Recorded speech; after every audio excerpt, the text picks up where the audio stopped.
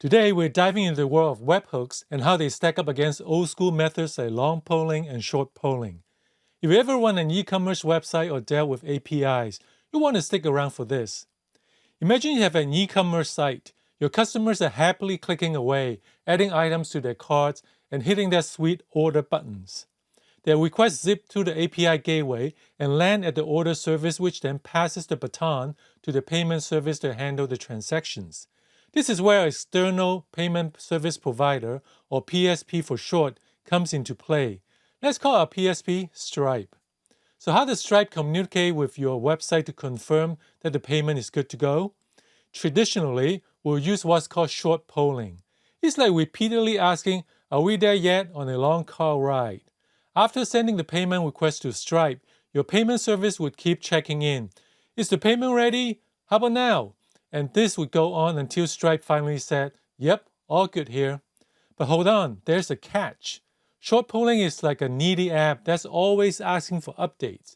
It can be a bit of a resource hog. What about long polling? Think of long polling as a more patient sibling of short polling. Instead of constantly asking for updates, the server holds the request open for a while and only responds when there's new information.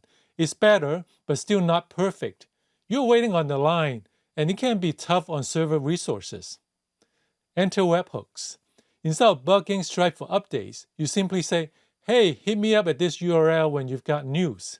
Once Stripe processes the payments, it makes a beeline to your specified URL to drop off the status update. No more wasted resources and constant nagging. You might hear folks call webhooks reverse APIs or push APIs, since the server is reaching out to the client with info, not the other way around. But to keep things running smoothly, here are some best practices to follow. 1. Have a fallback polling mechanism in place to detect failed deliveries. Things happen, servers go down, so having a periodic polling mechanism as a backup ensures you don't miss critical updates. In our example, what if Stripe forgets to call?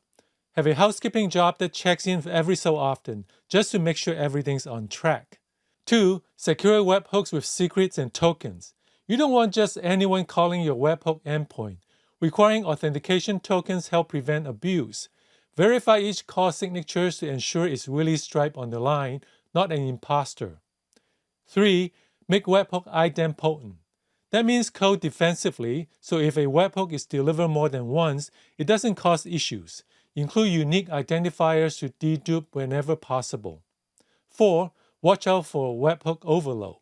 If you suddenly get popular, can your infrastructure handle a surge in webhook traffic? Plan ahead. For high-volume websites, use queues to decouple the receiving and processing of webhook events. When your site goes viral, you're ready for the spotlight. And webhook may not be the answer when real-time data with microsecond latency is absolutely essential. For the most time-sensitive applications, a persistent socket connection enables push updates with lower overhead than webhooks, but it's more difficult to set up and scale. However, the performance is better. There are definitely trade-offs to consider, but webhooks unlock big efficiency gains when applied properly. If you like our videos, you might like our system design newsletter as well. It covers topics and trends in large-scale system design, trusted by 500,000 readers. Subscribe at blog.bytego.com.